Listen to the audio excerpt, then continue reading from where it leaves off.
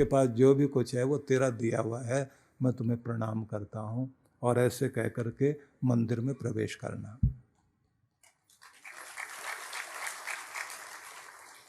याद रहेगा?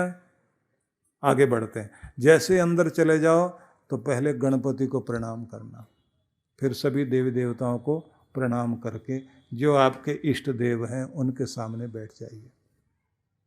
अब प्रश्न ये आएगा कि किसी के इष्ट देव किसी ने बना रखे हैं और किसी को पता भी नहीं कि कौन इष्ट देव होते हैं। तो बचपन से लेकर के अब तक दुख पड़ने पर, सुख आने पर जिसका नाम आपके मुंह से निकलता रहा है, बस वही आपका इष्ट देव है। चाहे कोई राम बोलता है, चाहे कोई कृष्ण बोलता है, चाहे कोई ओम बोलता है, चाहे कोई हरिओम बोलता है, या फिर कोई वाहेगुरु बोलता है, जो भी कोई आप पाठ करते रहे हैं, बस वही आपके इष्ट देव हैं। उन्हीं को आप जगदम्बा, जगजननी, माँ परमेश्वरी, आप दुर्गा माता को, वैष्णवी को, जिन भी शक्ति को याद करते हैं, उनको उनके सामने जाके बैठना, क्योंकि वही आपकी इष्ट देवी या इष्ट देव है। जैसे आप सामने बैठ जाओगे तो फिर आपकी पूजा शुरू होनी चाहिए। अब पूजा में भी एक बात जरूर ध्यान रख लीजिए कि परमात्मा की पूजा का नियम है मूर्त से अमूर्त की यात्रा। अब ये बात ध्यान से सुन लेना। नर्सरी क्लास से और MA PhD तक जाना हो तो तरीका है कि पहले मूर्त रूप भगवान का स्मरण करते करते आप अमूर्त की यात्रा करते हैं, क्योंकि भगवान एक ही है और सर्वव्यापी है। उस सर्वव्यापी परमात्मा के अनेक अनेक नाम हैं, अनेक अनेक रूपों वाला है, अनेक रूपों में वो एक का एक ही है।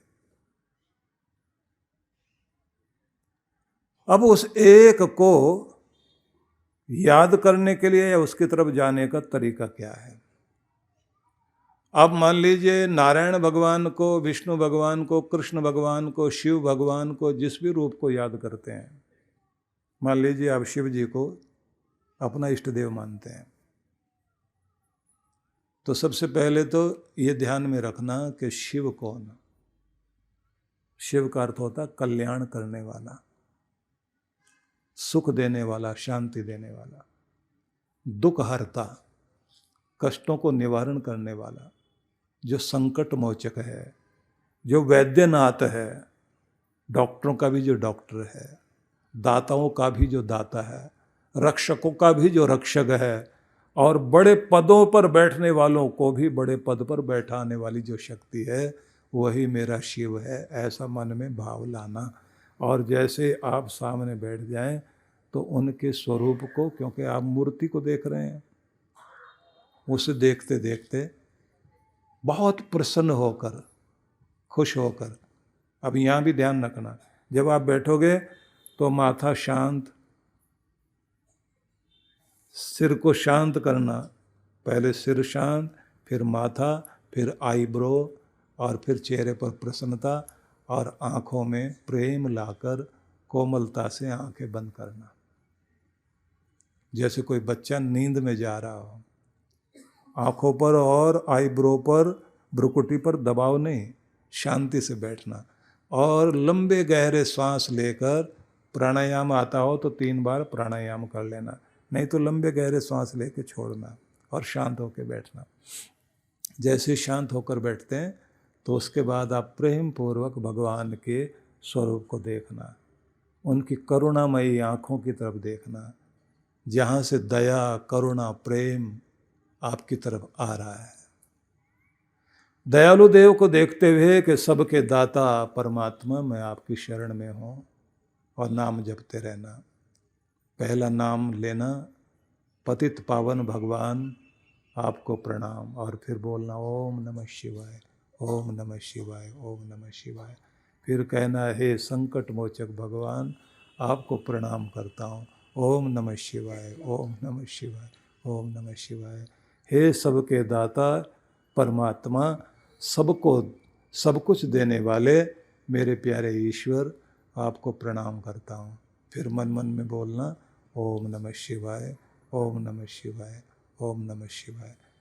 अब इतना बोलने के बाद फिर आंखें बंद करके महसूस करना कि दाता की कृपा आपकी तरफ आ रही है, आपके भंडारे भरपूर हो रहे हैं। वो प्रसन्नता देने वाला, वो सबको माला माल करने वाला, वो निहाल करने वाला भगवान मेरे सम्मुख है, कृपा आ रही है। और प्रणाम करते जाना और फिर बोलते जाना ओम नमः शिवाय। ठीक, इतना करने के बाद फिर भगवान का संकट मोचक रूप याद करो। कब कब कैसे कैसे कहाँ कहाँ मेरी रक्षा की है, मेरा मान रखा है, मेरा ध्यान रखा है। परमात्मा के इस रूप को याद करके संकट मोचक रक्षक भगवान को याद करना कि तेरे एक नहीं अनेक हाथ है, बचाने पर आए तो हजारों हाथ से आकर के बचाया करता है। तेरा ही दर है जहाँ सबके आंसुओं का हिसाब होता है, वही है दर जहाँ सबको खुशियाँ मिलती है। प्यारे ईश्वर, मैं तेरी शरण में हूँ, मेरा मान रखने वाले मेरे भगवान, मेरा प्रणाम स्वीकार करो। और फिर बोलना ओम नमः शिवाय, ओम नमः शिवाय, ओम नमः शिवाय। और फिर महसूस करना कि जैसे कृपा हो रही है। तो ये तो हो गया देखते हुए जाप करना और फिर आंखें बंद करके जाप करना, ये हो गया मूर्त रूप। अब आंखें बंद करके भगवान को महसूस करना कि जैसे उसी के रूप में उसका आकार बढ़ता जा रहा है और पूरी दुनिया का रूप जो है मेरे शिव में ढलता जा रहा है, धरती और आसमान तक वही है। फिर उसका ज्योतिर्मय रूप देखना, जैसे उसके अंदर से लाइट निकल रही है।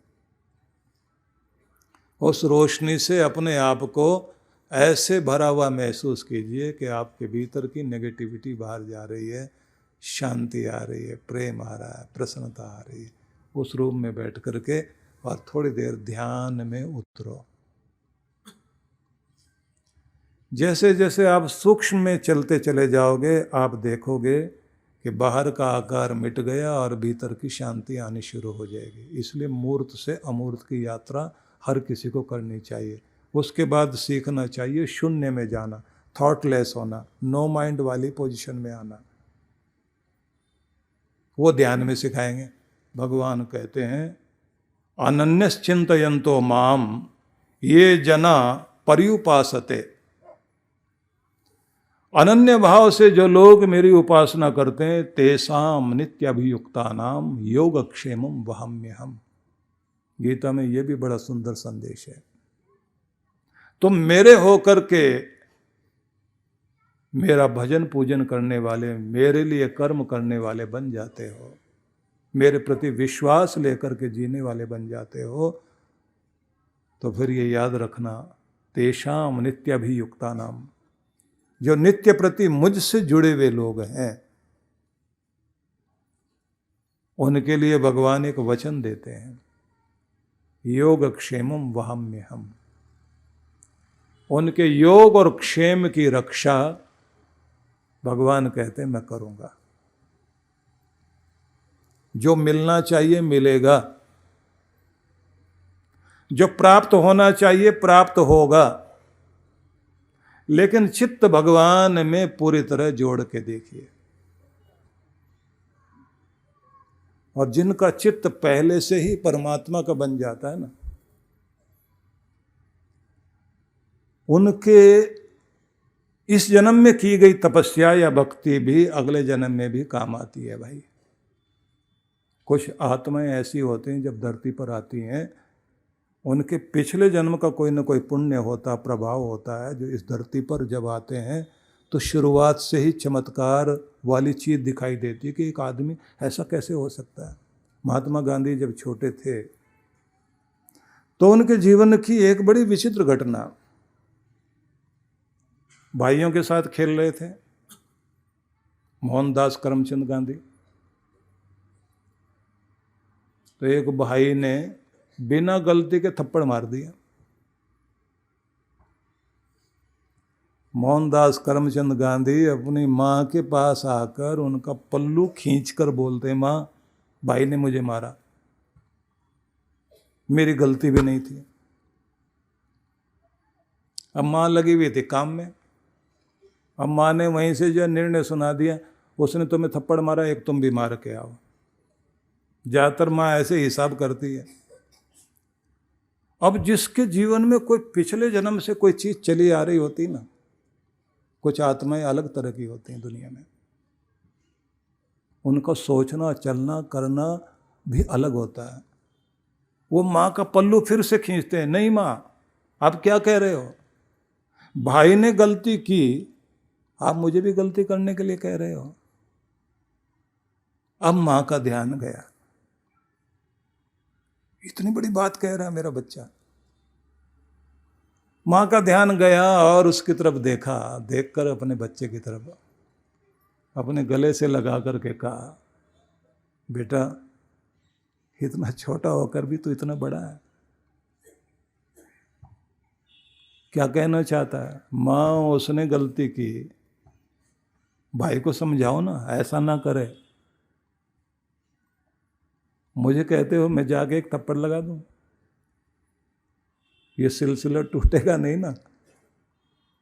अब जरा सोच के देखिए कि आपका एक जन्म का किया हुआ पुण्य, आपके एक जन्म की गई भक्ति केवल एक जन्म तक नहीं रहती, वो आगे तक जाती है, आगे तक आपकी रक्षा करती है, आपका जीवन ही अलग बना देती है।